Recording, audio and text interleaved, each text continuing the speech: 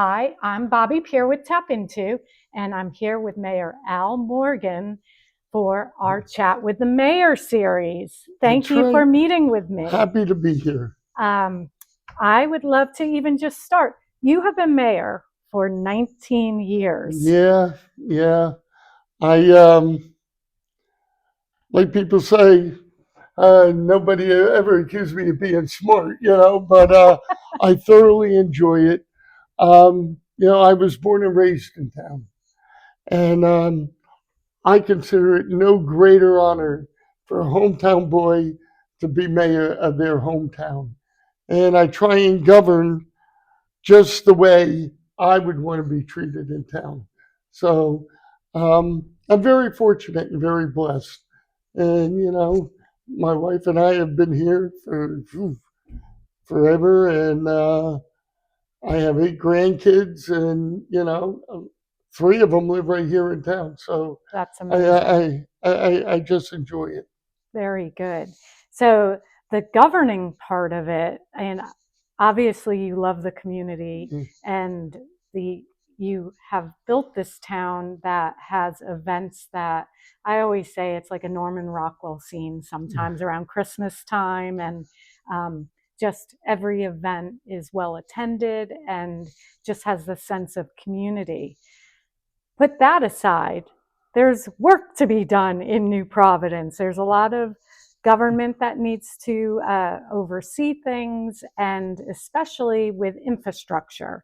That's something that is a constant. And I know we've talked about the different things. I mean, we had the bridge that was recently closed. How do you manage all of that and making sure that your residents feel heard and get things done in an orderly fashion? Well, I'm just very grateful that we have a great professional staff, and our administrator, Bernadette Caccaro, and all the employees. We There's no fighting within. We all work as a family. And I think that's so important, because you hear some other communities where this department doesn't get along with that. And we don't have that here. Everybody works together as a team. Um, the way I view local government is we're a service company. As you know, I worked for United Parcel Service for 28 years and retired. So I'm used to working for a service organization. But that basically is what our mission is to serve the public in New Providence. Getting on to infrastructure, we've had a lot going on the last couple of years. Um, I'm very proud of the fact that we were able to pave 88 roads in New Providence in the last 2 years. Wow. We worked with the utility companies that put in new gas mains, water company, new water mains. Uh, we've gotten state grants for Maple Street, which needed a lot of drainage work. Woodcrest, Bromley. There's a lot of work that goes into this, and especially working with grants. There's a lot of regulations and conditions that you have to uh, attain before you can even do the project. It's a multiple year Yeah. process. So, as long as you stay on course, you're in good shape.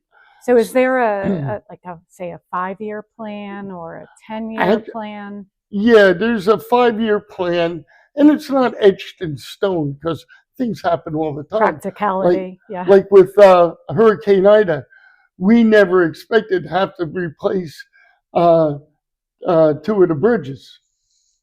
I mean, and the one over on Commerce Street, which affected the school population, that one actually took longer than expected. And then it was COVID and the supply chain issues. Right. So you have to balance everything.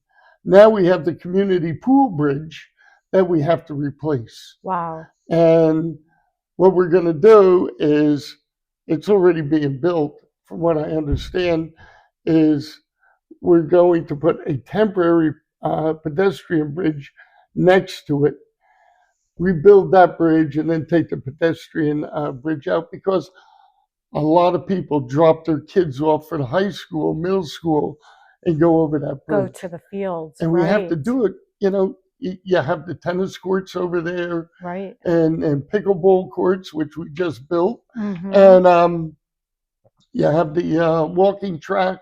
So there's a lot of traffic going over that bridge.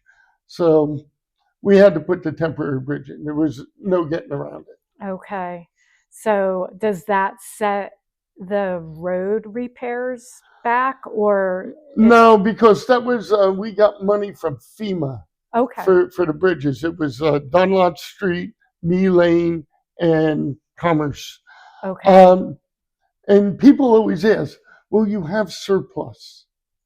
Well, yeah, because you need that surplus for occasions just as that. Mm-hmm. The three bridges. You don't get your money back from FEMA after they approve the expenditures for about 2 years. Wow. So if you don't have that money in surplus, you're not getting your projects done.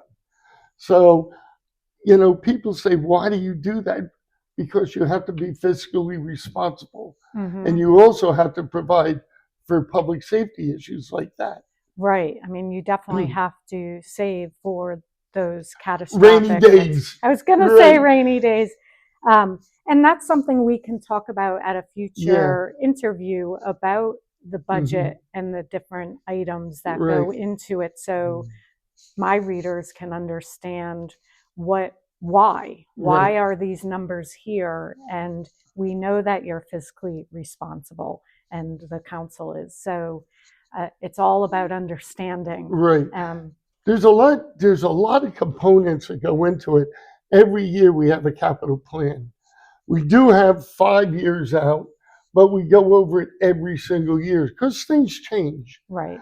And like this year, we spent I think like $350,000 for the pumps down at the sewer plant. And these aren't glitzy things, but they're necessities. Well, buildings age, equipment ages, and you have to be ahead of the breakdown, right? Now, talking about buildings age, I mean, right now Homeland Security came in and said our police department was not falling down, but inadequate for the current needs. Okay. Actually, the rules now is that the police station has to be the last building standing in the borough. I mean, we've never had really an earthquake of that magnitude, but I guess no matter what, that has to happen. So we're currently looking at upgrading the police station. Okay, so there's an architect involved. Architect. He came to a council meeting. They're estimating that will be like $10 million to do that project. All these projects cost a lot of money, especially after COVID, because the building supplies went through the ceiling. Wow. That facility hasn't been really touched since it was renovated in the early 80s, when the Board of Education sold Lincoln School to the borough for Borough Hall. Wow. But the other thing is the Public Works facility. It was built back in, I'd say, the late 40s. And the trucks are so much bigger, we can't even get them into the garages. So we're looking at maybe like a metal steel building like you see on TV. Yes. And they're very cost effective. And we're looking at that, but it's a matter of funding. And, we have that triple bond rating now. It's getting harder and harder to get all three agencies to give you that rating. So this is probably the time to do it. And if you float like a 30-year bond on that, it would be the way to go. Yeah, there'd be a tax increase, but it wouldn't be something that would be overwhelming because you spread it out over 30 years and the buildings will last. You want to build something that's going to last at least, 40, 50 years.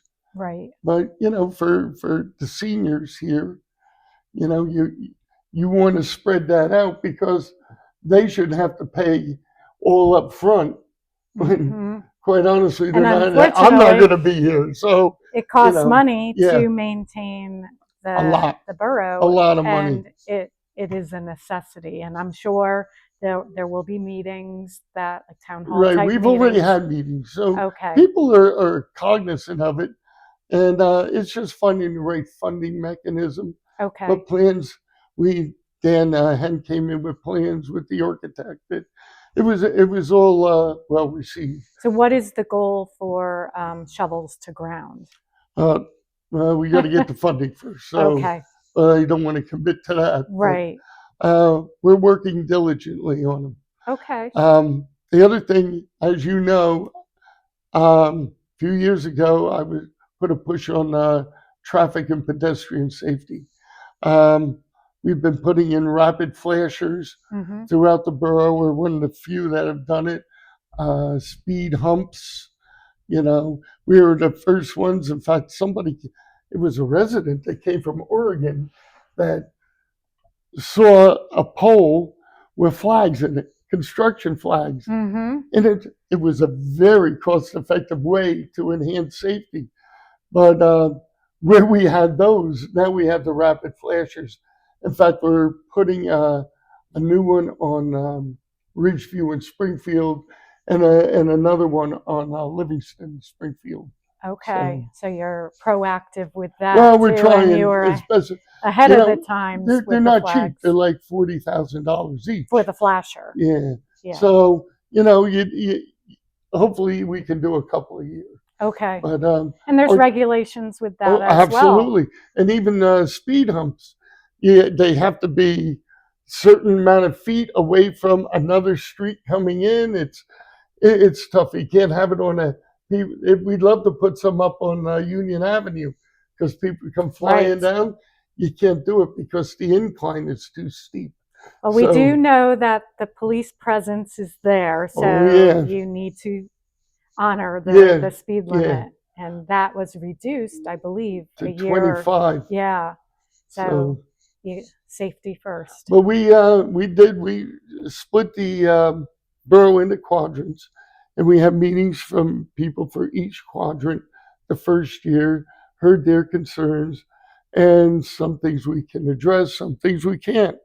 But I made a promise that every year we would have another meeting with the all townwide meeting and go over what we did and where we're going for the following year. Great. This year, that meeting's going to be on February 19th. Oh, good timing. Okay, and 7 o'clock right here in the Borough Council Chambers. Great, because then we can go through all the items that you're going through. Exactly. Because you have the roads, you have the bridges.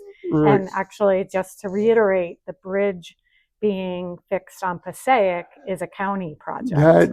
That's absolutely right. I know before COVID, too bad it wasn't done during COVID. I know. But there was a legal issue, the county and the contractor. Okay. And that crane was just sitting there for like 3 weeks. We finally said, if you're not doing anything, open that road back up. I mean, that's a major thoroughfare. And they did. Finally, it's come to fruition. They got the funding back in July, August, and they were supposed to start. Apparently, there's a bunch of utilities running underneath the bridge, so they have to shut them off before it gets demolished. So they're in the process of doing that now. And from my understanding is that the bridge has been being built in the meantime.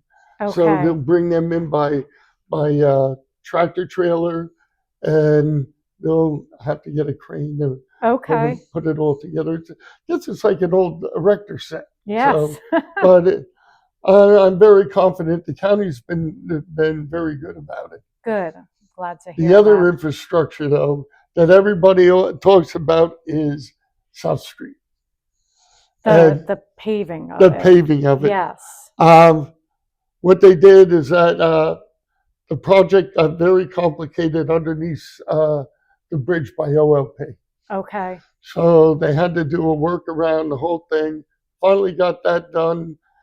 They patched it all up, and by that time, the asphalt plants were closing. So, and they really wanted that to settle before they repave it. Okay. What they did a light milling of it to smooth that out a little, but it'll be done next spring. Okay. I did hear it's around the Easter time. Yeah, right? well, of course. Yeah. When the schools are on school break. Yeah. Well, that's the desired time. Yes. So. Okay. Well, yeah. You can't control weather, and right. There could be setbacks. Right.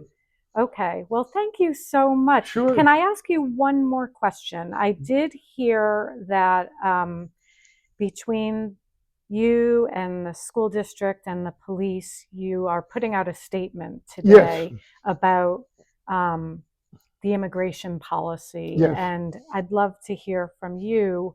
Where does the borough stand with if ICE officers come into town, which most likely it won't be in New Providence, but I know people are worried. Yeah. You know, and a resident came up and asked about the policy. And federal law supersedes everything else. So our platform is we go by the state of New Jersey Attorney General rules, and we're sending out the letter. Those rules will be in there. What I said is that the law enforcement or the borough is not going to be looking for immigrants. I mean, we have enough to do in town. Mm-hmm. But if somebody, I don't care if you were born here, if you're an immigrant or whatever, you commit a crime in New Providence, we're going to arrest you. I mean, and I think everybody agrees with that. But going to look for people and going into people's houses, and that's not what we do here. So basically, we will abide by federal and state regulations like we always do. And currently, if there was an immigrant that is not legally documented in town, services do apply to them, meaning they can call for the rescue squad or the police. Oh, absolutely. And I think that was probably the point. I don't want people to be scared like the borough is going to be coming after them. Yeah. If you're sick or you need assistance in town, just like if you came from another town, we're going to provide it. So, well, thank you for that, and we will be publishing the joint statement. Yeah, and it's an informative statement between myself, Chief Henn, and Superintendent Zerpling. The Board of Education and the borough work very, very closely together because it's all the same tax dollars and they're the same constituents. So we find that we have to work hand in hand and work together on all matters. How you get things done. Well, we try. Yeah. Well, thank you so much. Bobby, anytime. And I look forward to our next conversation. Sounds great. Thank you.